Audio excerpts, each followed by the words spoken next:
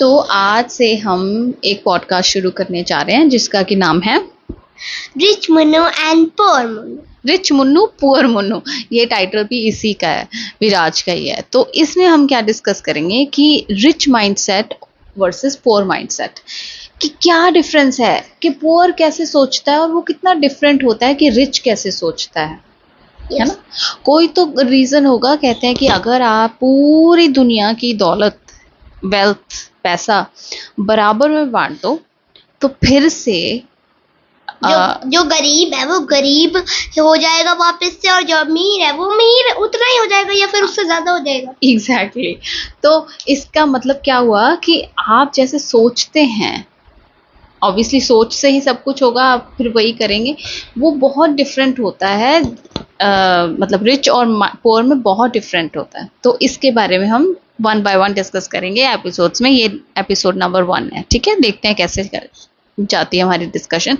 बिल्कुल इम्प्रॉम्प्टू, बिल्कुल spontaneous discussion है, कोई प्रेपरेशन नहीं है, कोई बस थोड़ा सा एक सोचा था कि हाँ ये पॉइंट्स डिस्कस करेंगे, पर कैसे करेंगे, कोई स्क्रिप्ट नहीं है हमारे पास। So it will be very natural flowing. तो फर्स्ट हम अपना इंट्रोडक्शन देंगे पहले। नहीं, हाँ, इंट्रोडक्शन में हमें इंट्रोडक्शन वैसे ही पता लग जाएगा आपको कि हम क्या करते हैं। हमें सिर्फ टू द पॉइंट हमें आना है, हमें इधर उधर फालतू की टाइम वेस्ट नहीं करना है इंट्रोडक्शन में, because nobody cares, nobody is interested in knowing कि हम कौन हैं, हम क्या करते हैं, हम क्या वैल्यू देते हैं। That is more important. और वैल्यू से हमने शुरू कर ही दिया है, तो that is our first point. और हमारा जो फर्स्ट पॉइंट है वो भी वैल्यू के ऊपर ही है, मतलब तो उसका एक पॉइंट है वैल्यू के ऊपर।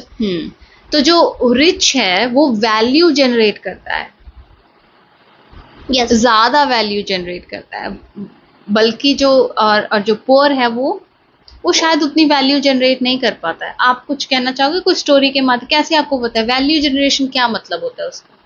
मतलब लाइक आपका एक ऑरेंजेस का ठेला है, उसमें जैसे पुअर है उसमें वो एकदम से देखता है कि क्वालिटी क्या है ऑरेंजेस की, वो ऐसे देखता ही नहीं, वो बस जो भी है $1 का बेची जा रहा है। जो रिच नहीं, वो तो पॉइंट हुआ कि आप कितनी डिटेल्स पे काम करते हो।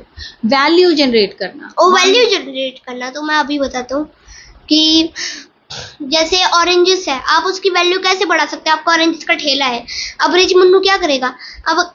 वो ऑरेंजेस का जूस बना डालेगा जिससे उसकी वैल्यू बढ़ जाए। क्योंकि देखो, ऑरेंज का जूस बनाने के लिए आपको ऑरेंज मतलब जूसर चाहिए, मशीन चाहिए, जिसके लिए इन्वेस्टमेंट चाहिए, ठीक है? वैल्यू जनरेट करने के लिए कोई इन्वेस्टमेंट चाहिए आपको, इसीलिए ऑरेंज जूस का जो प्राइस है वो ऑरेंजेस से ज्यादा होता है, ठीक है?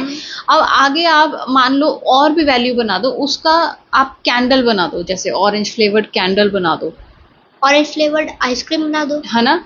या फिर आप उसका एसेंशियल ऑयल्स आते हैं, जैसे एसेंशियल ऑयल्स ऑरेंज, लाइक जो ट्रीटमेंट में यूज होते हैं, मेडिसिनल यूज होते हैं। आप क्या कर रहे हो? स्टेप बाय स्टेप ऑरेंज से कुछ बना रहे हो, उसकी वैल्यू इंक्रीज कर रहे हो, इसी को वैल्यू जनरेशन बोलते हैं। तो आज जो जितनी वैल्यू जनरेट करेगा उसके पास उतना ही पैसा होगा। That is our first point, ठीक है?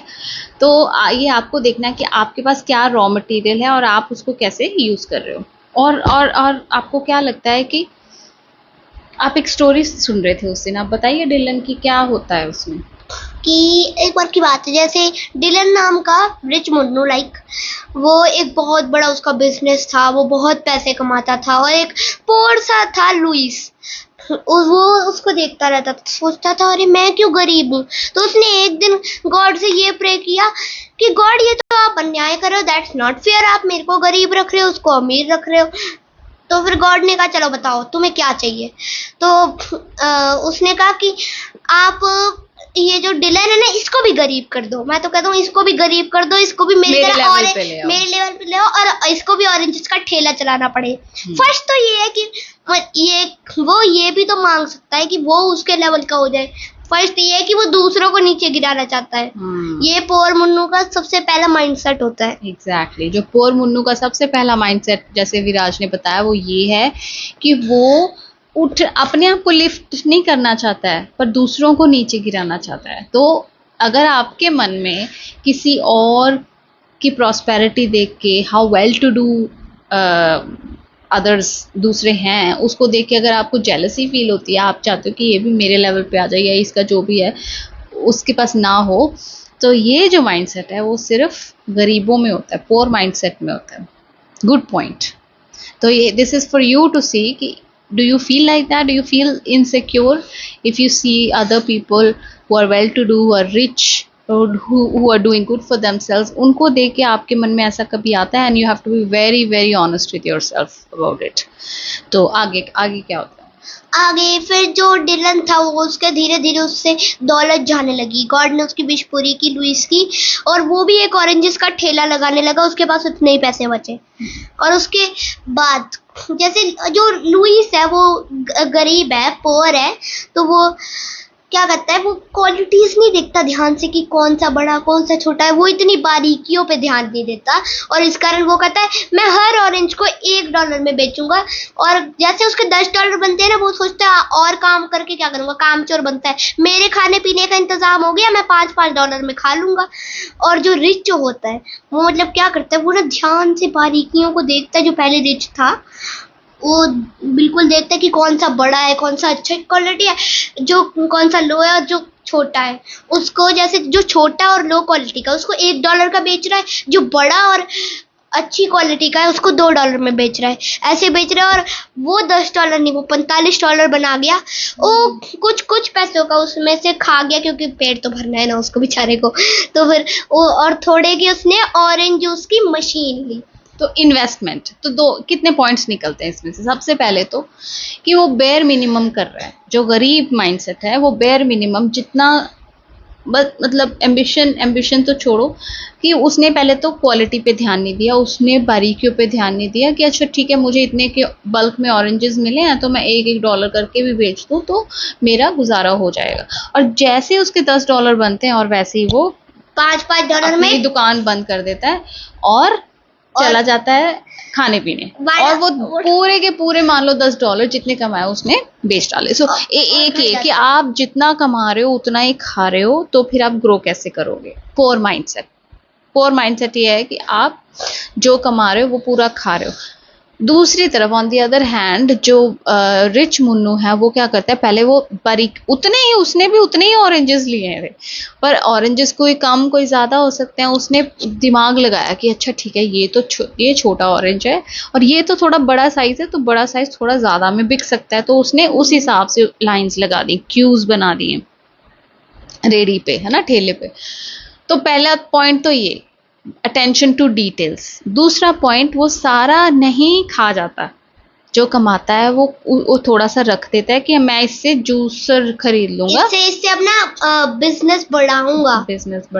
जो गरीब होता है ना, जैसे अभी इन्होंने बताया कि जैसे अगर सबके पास इक्वल आ जाए तो जो गरीब है वो वापस गरीब बन जाएगा, क्योंकि वो सारा पैसा अपनी सारी विशेष में खत्म कर देगा। एग्जैक्टली, इंस्टेंट ग्रेटिफिकेशन जिसको बोलते हैं, कि एक तमन्ना, एक इच्छा दिल में आई, अच्छा ये भी और सारा पैसा उस पर मुझे अभी मिल जाए, मुझे आइसक्रीम भी खानी, मुझे वड़ा पाव भी खाना, मुझे वहाँ घूमने भी जाना, मुझे यह भी करना, मुझे वो भी करना, या मुझे ये नई ड्रेस भी लेनी है, और सारा कुछ उड़ा दिया बस, है ना। तो कुछ प्लानिंग नहीं है। तो ये एक और पॉइंट है। गुड जॉब, अच्छा चल रहा है। और आगे क्या, फिर क्या डिफरेंस होता है? अभी सो फार हमने क्या क्या डिस्कस किया कि एक दूसरों को नीचे दिखाने की जो इच्छा होती है वो पोर माइंडसेट है। अटेंशन टू डिटेल्स ना होना पोर माइंडसेट है। इंस्टेंट ग्रेटिफिकेशन कर लेना पोर माइंडसेट है। बिजनेस को ग्रो ना करना पोर माइंडसेट है। आगे क्या?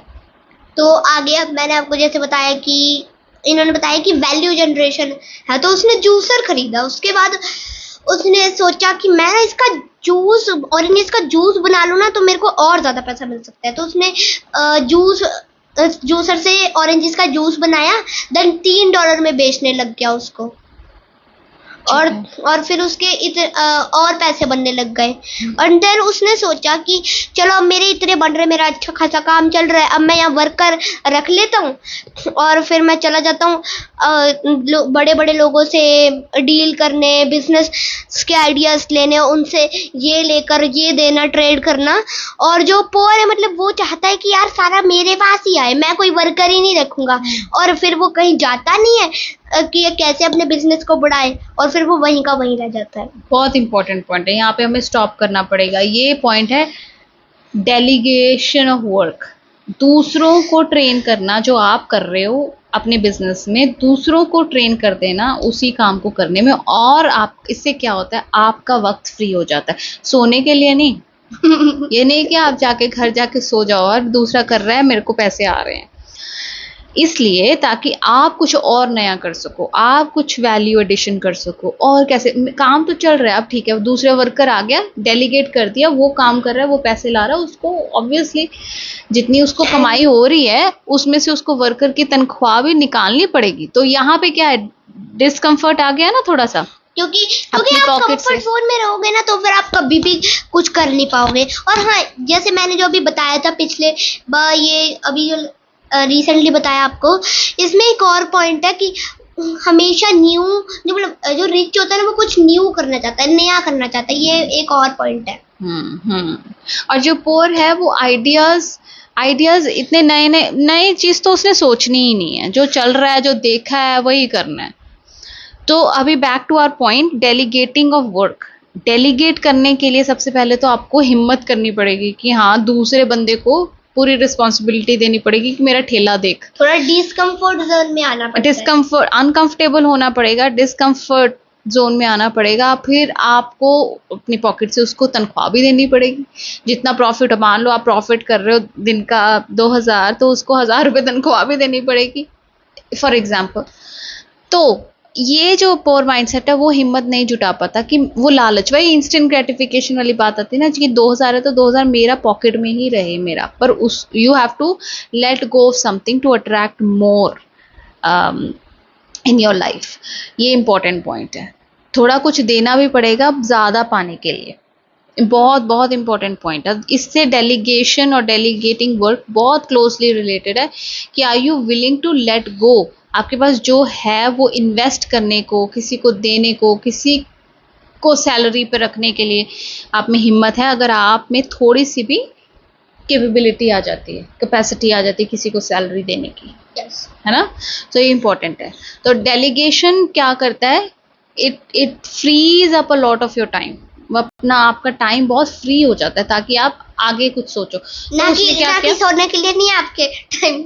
हाँ, तो उसने आगे क्या किया, आगे गया वो, फिर उसने सोचा कि अच्छा अभी मुझे बेटर क्वालिटी ऑरेंजेस कहाँ मिल सकते हैं, मैं और कौन से डील्स कर सकता हूँ किसी से भी। मान लो सामने वाले के कोई ऑरेंज कोई शॉप है ऑलरेडी, उसने क्या किया, कोई शॉप है जो ऑरेंजेस से रिलेटेड कोई काम कर रहे हो, उससे डील कर ली कि हम आपको ये रॉ मटेरियल प्रोवाइड कर सकते हैं, या फिर आप हमें ये प्रोवाइड कर दो, हम आपको ये देंगे, हम ये ट्रेड कर लेते हैं। ठीक है। और इससे ना आपको, आप बाहर जाते हो तो किसी से डील करते हो ना, आपको और आइडियाज मिलते हैं। एंड देन डिलन ने क्या किया कि उसको आइडियाज से उसने दूसरों से इतना लिया कि वो सिर्फ ऑरेंजेस के ठेले से ऊपर उठ गया है। हाँ, एग्जैक्टली। इससे एक और पॉइंट, वेरी इंपॉर्टेंट पॉइंट, कि आप शुरुआत दोनों ने अकेले की थी, दोनों ने सेम लेवल पे की थी, दोनों ने सेम ऑरेंजेस से की थी, पर एक ने क्या किया, दूसरों को इन्वॉल्व करना शुरू किया। Very important. जो बोर है वो अकेला ही सब कुछ करना चाहता है, वो दूसरों को इन्वॉल्व नहीं करना चाहता। हमेशा याद रखें कि बढ़ने के लिए, बहुत आगे बढ़ने के लिए आपको दूसरों की मदद की ज़रूरत होगी। मदद का मतलब ये नहीं कि वो आपको भीख दें, मतलब मदद का मतलब कि आप किसी को जॉब पे रखें, किसी से डील करें, किसी से ट्रेड करें, कुछ भी। तो दूसरों की इन्वॉल्वमेंट, जैसे अभी हम अकेले शुरू कर रहे हैं, जैसे यूट्यूबर्स के साथ भी होता है, वो करते तो शुरू अकेले हैं, पर एक लेवल तक जब आप पहुंच जाते हो फिर आप कोलैबोरेशंस करते हो। जैसे आप बड़े बड़े लोगों से ऐसे कोलैब करते हो ना। हाँ। और आपके लिए आप खुद नहीं काम करते फिर आपके लिए इतने सारे वर्कर्स, एडिटिंग के लिए कैमरामैन एडिटिंग करता है, कोई कैमरा पकड़ता है, कोई आपकी जगह काम करता है। तो दूसरों की इन्वॉल्वमेंट जरूरी हो गई ना। अभी कोई भी आप प्रोफेशन उठा लो, जैसे म्यूजिशियन है, कोई गाता है, किसी ने ऐसे शुरू कर दिया, उसको कोई कॉन्टैक्ट्स नहीं है, उसने यूट्यूब पे गाने शुरू कर दिए, एक पॉइंट पे आके किसी और सिंगर ने कहा मैं आपके साथ गाना चाहता हूँ, कि कोलैब करना चाहता हूँ ना। फिर किसी एडवर्टीजमेंट या बिजनेसमैन ने कहा कि आप मेरे लिए इस चीज की एड कर दो, फॉर एग्जाम्पल। या म्यूजिशियन, एक तबला बजाने वाला है, उसको भी वो भी शुरुआत कर रहा है, वो कहता है कि आप गाते हो तो मैं आपके साथ, you know, that's how. But अगर वो क्लोज्ड होगा कि नहीं, मैं क्यों किसी के साथ कोलैब करूं, मैं क्यों किसी को, मान लो किसी को स्टाइपेंड पे रखना भी पड़े, किसी को पैसे भी देने पड़े, या फिर बार्टर हो, कोलैबोरेशन, तो role of people, other people is very important, ठीक है, आपके बिजनेस को बढ़ाने के लिए। तो ये स्टेप्स हैं कि आप शुरुआत अकेले करते हो, आपको करेज तो चाहिए, करेज तो दोनों में था, पर करेज के भी लेवल्स होते हैं कि कितना करेज, आफ्टर एवरी स्टेप और करेज और करेज। आप एक कंफर्ट जोन में आ जाते हो at every, after a point, तो उस कुकून को, शेल को तोड़ना भी आपका है। वो जो पोर नहीं कर पाता है, वो जो पोर है वो कुकून को ब्रेक नहीं कर पाता, कहता ठीक है, चल रहा है, खा रहा हूँ, पी रहा हूँ, कंफर्टेबल है। मतलब उसके लिए ना क्या है कि अगर मेरा ये कंफर्ट जोन है, अभी कंफर्ट जोन के बारे में आपको समझाया कि वो कंफर्टेबल है, कि उसका ऐसे चल रहा है ना, गुजारा हो रहा है, वो आराम से सो रहा है, आराम से उठ रहा है, आराम से खा रहा है, आराम से जी रहा है, बिल्कुल कंफर्ट है, जो लेना मिल रहा है उसको। एग्जैक्टली। इसीलिए तो ये कंफर्ट जोन ही आपको बड़ा होने से रोकता है। एग्जैक्टली। और इसी पॉइंट पे हम आपको होमवर्क दे रहे हैं कि आपको एक चीज करनी है दिन में जो आपके कंफर्ट जोन से बाहर हो, कुछ भी हो, वो हो सकता है जैसे आप ना कुछ लेजी हो थोड़े, तो फिर आपको एक्सरसाइज जो आप करना चाहते हो ना, तो उसको करने की कोशिश करो। मैं ये नहीं कह रहा कि ओवर करो, कि अगर आप एबल नहीं हो करने के, मैं कह रहा हूँ जो चीज आपके डिस्कम्फर्ट में है ना, वो थोड़ा सा ट्राई करो, थोड़ा सा, थोड़ा सा। तो धीरे धीरे रोज एक अनकंफर्टेबल चीज आपको करनी है, ये हम आपको होमवर्क दे रहे हैं। और आज का सेशन हम यहीं पे फिनिश करते हैं।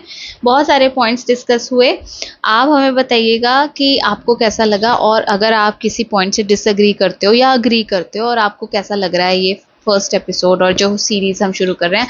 We will continue to make videos on mindset पे हम बात करते रहेंगे, बच्चों की भी, कि छोटे बच्चों को हम कैसे शुरू से ही तैयार कर सकते हैं to have the right mindset. Okay, bye bye. Bye bye, thank you.